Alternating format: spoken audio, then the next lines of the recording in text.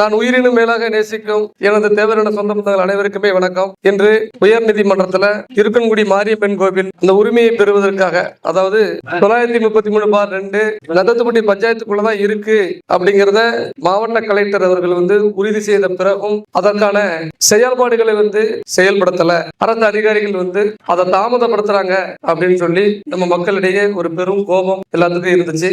அதன்படி உயர் நீதிமன்றம் 8 வார காலத்துக்குள்ள அரசு இதை அறிவிக்கணும் அப்படின்னு சொல்லி தான் கொடுத்திருக்காங்க. அதாவது கலெக்டர் பொய் சொல்லல, கலெக்டர் பொய் சொல்ல முடியாது, தப்பு பண்ண மாட்டாரு அப்படிங்கிறது தெரியும். அனைவருக்கும் தகவல் கொடுத்துட்டு தான் அன்னைக்கு சர்வே பண்ணியிருக்காங்க.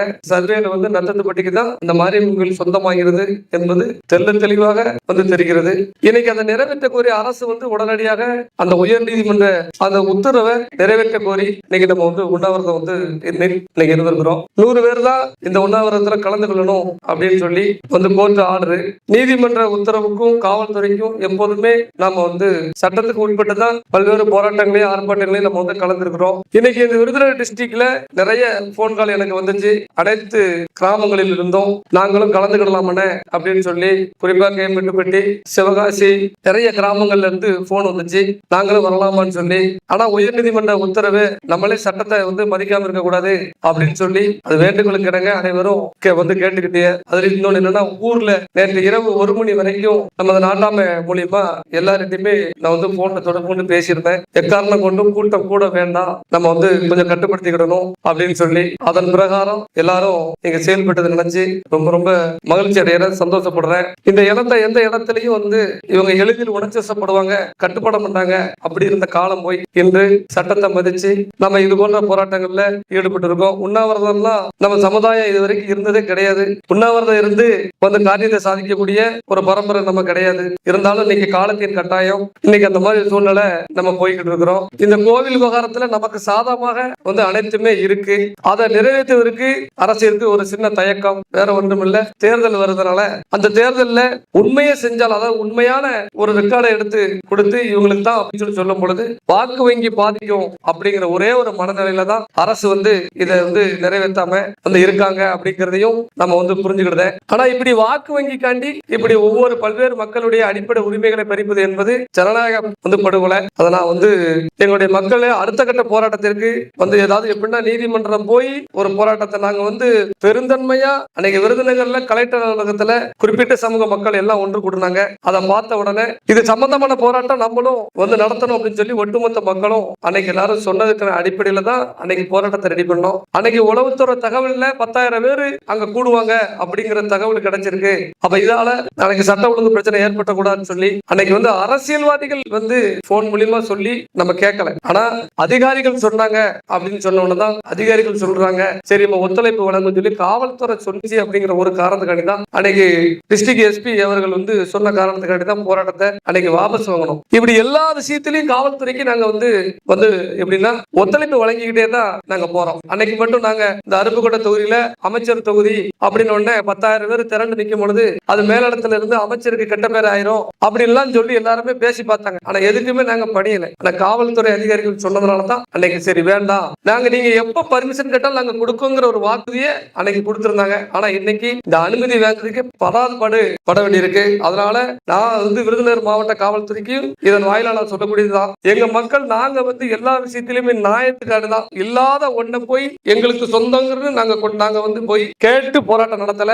எங்களுக்கான உரிமையை நீங்க கொடுக்கணும், எங்களுக்கான உரிமையை யாரும் பறிக்க கூடாதுன்னு தான் எங்களுடைய போராட்டமும் பேச்சுகளும் இருக்க தவிர எங்களை தக்காத்துக்குள்ள இப்ப எங்க வீட்டை காப்பாத்துக்கு நாங்க போராடுறோம், அவ்வளவுதான். அதற்கு நாங்க இவ்வளவு கஷ்டப்பட வேண்டியிருக்கு. உங்களுடைய எல்லா இன்னைக்கு ரேடியோ கட்டக்கூடாது, மைக்கு கட்டக்கூடாதுலாம் நீங்க சொல்லியிருக்காங்க. இதெல்லாம் நீங்க எப்படின்னா அதை விதாண்டவாதமா பண்ணி அதை சாதிக்கிறதுக்கு 2 நிமிஷம் ஆகாது. ஆனா எங்க மக்கள் இப்ப நாங்க அப்படி இல்ல, நாங்கெல்லாம் கல்வி ரீதியாகவும் பொருளாதார ரீதியாகவும் இன்னைக்கு எஜுகேஷன் நல்ல நிலைமையில இருக்கிறோம் அப்படின்னு உங்களுக்கு எல்லாம் காட்டுறதுக்காக தான் இவ்வளவு அமைதியா நாங்க இந்த போராட்டத்தை முன்னெடுத்தோம். உயர் நீதிமன்றத்துல போய் நிறைய ஒரு வாதத்தெல்லாம் காவல்துறை வச்சிருக்கு. சரி, காவல்துறைக்கு ஒரு சின்ன நெருக்கடி, அவங்களுக்கு நமக்கு ஒன்னும் வாக்கிய தரது கிடையாது. மேலிடத்துல இருந்து அரசியல்வாதிகள் உங்களை ரொம்ப நெருக்கடி பண்ணி எப்படியாவது இந்த கூட்டம் நடத்தக்கூடாது, எசகிராஜா பின்னாடி இந்த கூட்டம் நிக்க கூடாது, அதை நீங்க தான் பொறுப்பு அப்படின்னு சொல்லி உங்ககிட்ட ஒப்படைக்கும் போது நீங்க அதை நிறைவேற்றி தான் தீரணும், வேற வழி கிடையாது. அதனால உங்க மேலேயே நான் குற்றச்சாட்டை விரும்பல. அரசியல்வாதிகளுக்கு நான் சொல்லக்கூடியதான், அமைச்சருக்கு நான் சொல்லக்கூடிய ஒன்னே ஒண்ணுதான், எங்கேயோ இருந்துட்டு நீங்க இந்த டிஸ்ட்ரிக்டோட ஒரு அமைச்சரா இருக்கீங்க, நீங்க என்ன நினைக்கிறீங்கன்னா மக்களுக்கு எல்லாம் எல்லா விஷயம் தெரியாது அப்படிலாம் சொல்லி நினைக்காதீங்க. இன்னைக்கு செல்போன் வந்து இன்னைக்கு குழந்தைகிட்ட கூட இருக்கு. நான் பேசுற பேச்சுக்கள் எல்லாமே மக்களிடையே போய் வந்து போய்கிட்டு தான் இருக்கு. அதனால நாம வந்து விவரமா இருக்கோம் அப்படின்னு மட்டும் அமைச்சர் அவர்கள் வந்து நினைக்க கூடாது. இந்த கோவில் விவகாரத்துல வாக்கு வங்கிய காரணம் காட்டி எங்கிட்ட இருந்து உரிமையை நீங்க பறிக்கணும்னு நினைச்சீங்கன்னா 200% அருப்புக்கோட்டை தொகுதியில உங்களை நாங்க தோக்கடிப்போம். முக்குளத்தூர் அதுல எந்த மாற்று கருத்து கிடையாது. அதை மறந்து வச்சுக்கோங்க. இந்த விவகாரத்தால இந்த மாரியம்மன் விவகாரத்தால நீங்க வந்து அரசியல் செய்யணும்னு 200% நினைக்காதீங்க. எங்க மக்கள் நாங்க ரொம்ப பொறுமையா இருக்கிறோம். அரசாங்கத்துக்கு எதிராக எந்த ஒரு ஆர்ப்பாட்டம் போராட்டம் நாங்க நடத்தல.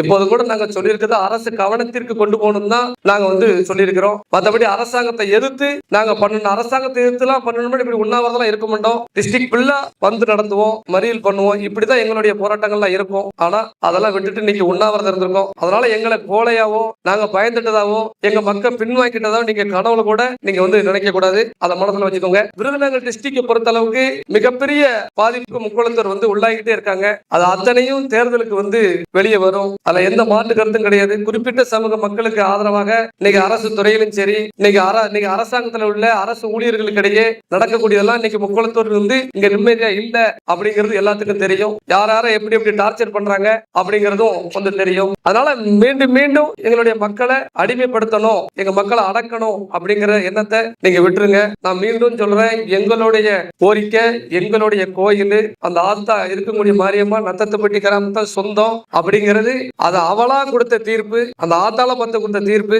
அதைத்தான் நாங்க வந்து நடைமுறைப்படுத்த சொல்லி அரசாங்கத்திட்ட கேட்கோம். நாங்க வந்து அரசாங்கத்தை பயக்கணும், அரசுக்கு எதிராக பிரச்சாரம் பண்ணணும்னு நினைக்கல. ஒரு சில காவல் அதிகாரிகள் அரசுக்கு எதிராக அரசாங்கத்தை பிடிக்காம இருக்கலாம், முதலமைச்சரையே பிடிக்காம இருக்கலாம். அதனால எங்க மக்களை ஒரு சில அதிகாரிகள் ஏதாவது இடைஞ்சல் பண்ண டிஸ்டர்ப் பண்றாங்க. அப்பதான் அந்த ஆட்சிக்கு எதிராக கோவம் வரட்டும் அப்படின்னு சொல்லி இப்ப அப்படிதான் ஒரு சில விஷயங்கள் நடந்துகிட்டு இருக்கு. சகோதரர் அவரு சாத்தூர் இன்ஸ்பெக்டர் வந்து தற்போது நம்ம இடமாற்றத்தில் இருக்காருன்னு நினைக்கிறேன். 2-3 நாள்ல இடமாற்றம் தான் கேள்விப்பட்டேன். ஒரு சில வார்த்தைகளை அவர் பயன்படுத்துவதா எல்லாரும் வந்து சொன்னாங்க. தயவுசெய்து இனி போற இடத்துலயாவது இந்த மாதிரி பொதுமக்களை வந்து கன்னியாகுறையான வார்த்தைகளை பயன்படுத்தாதீங்க அப்படின்னு இந்த நேரத்துல வந்து தெரிவிச்சுக்கிட்டேன். மீண்டும் நான் என்ன சொல்றேன்னா, சாதிய ரீதியான மனப்போக்குடன் இந்த பகுதியில் காவலர்கள் பணிபுரிந்தாங்கன்னா அவர்களை உளவுத்துறை கண்டுபிடித்து அவர்களை நீக்க வேண்டும். அவர்களுடைய செல்போன்களை வந்து தமிழ்நாடு அரசு வந்து ஆராய வேண்டும். ஏன்னா பல்வேறு விஷயங்கள் இங்க நடக்கக்கூடிய விஷயங்கள் வந்து மாற்று சமூகத்தினருக்கு செல்போன் மூலியமாவே ஒரு சில பேர் பகிர்ந்திருக்காங்க. காவல்துறையில உள்ளவங்க கடந்த முறை இருக்கன்குடி மாரியம்மன் கோவிலுக்கு நேர்த்திக்கடன் சாமி கும்பிட நான் வந்திருந்தேன். அப்போ கூட பப்ளிக்ல அந்த மக்களை உள்ள வந்து அதாவது உள்ள நாங்க இருக்கிறோம் எல்லாரும் மக்கள் இருக்கிறோம் தெரிஞ்சிருந்தும் உயர் அதிகாரிகளுடைய கண்ணை மறைச்சி ஒரு சப் இன்ஸ்பெக்டரும் ஒரு காவலரும் குறிப்பிட்ட சமூக மக்களை உள்ள அனுப்புனாங்க. அந்த வீடியோ போட்டோஸ் எல்லாம் எடுத்துதான் எஸ்பிக்கு அனுப்பணும்.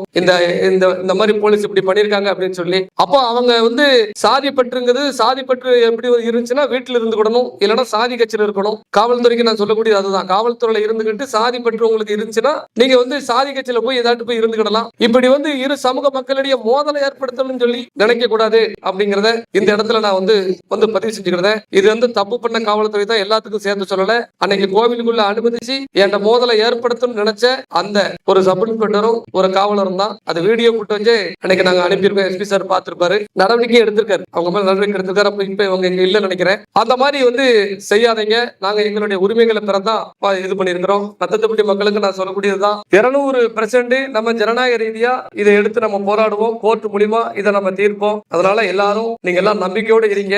நத்தத்துப்பட்டி பஞ்சாயத்துக்கு தான் அந்த இருக்கன்குடி கோவில், அந்த மாரியம்மன் கோவில் வந்து சொந்தம். இதுல எந்த மாற்று கட்டும் கிடையாது. யாராலையும் இதை மாற்ற முடியாது அப்படிங்கறத இந்த நேரத்தில் நான் வந்து பதிவு செஞ்சு விரும்புறேன். விரைவில் அதற்கான அறிவிப்பை அரசு வந்து வெளியிடும் அப்படின்னு சொல்லி நான் நம்புறேன். குறிப்பிட்ட வந்து சமூக தலைவர்களுக்கு எல்லாம் வந்து உடனே ஆர்ப்பாட்டம் போராட்டத்துக்கு அனுமதி கொடுக்காங்க, நமக்கு கொடுக்க மாட்டாங்க அப்படின்னு சொல்லி நிறைய போன்கள் நீங்க எல்லாம் என்கிட்ட உள்ள சொன்ன விஷயங்கள் எல்லாத்தையும் நான் வந்து பகிர்றேன். அதுக்காண்டி யாரும் வருத்தப்படாதீங்க.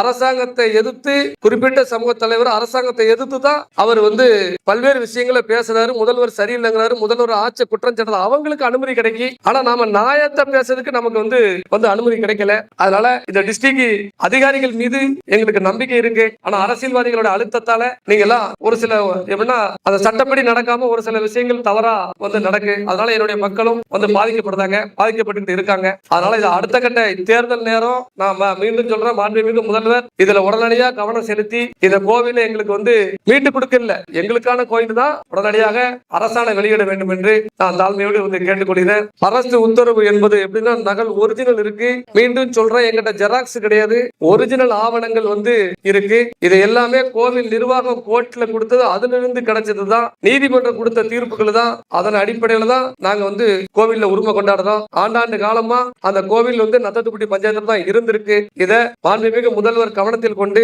தேர்தல் முடிஞ்ச உடனே நாங்க பாத்துக்கிட்டோம் அப்படி சொல்லி அந்த கதையெல்லாம் விடாம தேர்தலுக்குள்ள எங்களுக்கு வந்து இதை செஞ்சு கொடுக்கணும். இனி உண்ணாவிரத போராட்டங்கிறது இருக்காது. அதனால மீண்டும் நான் சொல்லக்கூடிய என்னன்னா, ஜனநாயக ரீதியா போராட்டம் சொல்லி பாக்குறோம். அதனால டிஸ்ட்ரிக்ட் முழுவதுமான போராட்டமா இதை நீங்க வந்து மாத்திர வேண்டாம் அப்படிங்கறத இந்த நேரத்துல பதிவு செஞ்சுக்கிறேன். மாண்புமிகு முதல்வர் மீது எங்களுக்கு முழு நம்பிக்கை இருக்கு.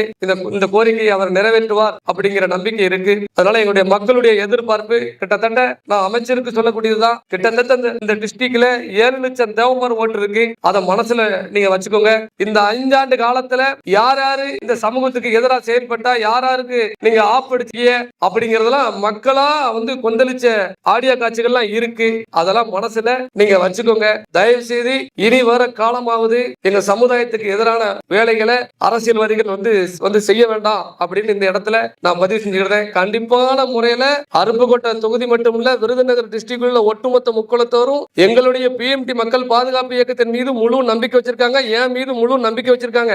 அப்படிங்கிற நான் என்ன சொல்றேனோ அதுக்குதான் இந்த திருப்பு வாக்களிப்பாங்கிறது எல்லாரும் உறுதிமொழியாவே சொல்லியிருக்காங்க. அதனால எந்த காரணத்தை கொண்டு ஆக மாட்டேன். அதனால தயவு செய்து எங்களுக்கான கோரிக்கைகளை நீங்க நிறைவேற்றிடணும் அப்படின்னு சொல்லி நான் தாழ்மையோடு கேட்டுக்கொள்கிறேன். மீண்டும் இந்த உண்ணாவிரத போராட்டத்தில் மிகவும் பொறுமையோடு அமைதியா எல்லாரும் கலந்து கொண்ட அத்தனை உறவுகளுக்கு நன்றி. விடிய விடிய தூங்காம இதற்காண்டி உழைத்த ஊர் நாட்டாம பாசமிகு செல்லமுத்து தேவர், ஆட்டுக்கார தேவர், ஆட்டுக்காரங்க பாரிம்பத்தன, உண்மையிலே அனைவருக்கும் நான் வந்து மனமார்ந்த நன்றினை இந்த நேரத்தில் நான் பதிவு சொல்றேன். மீண்டும் வந்து போராட்டம் வந்து கண்டிப்பான முறையில் தொடரும். நன்றி.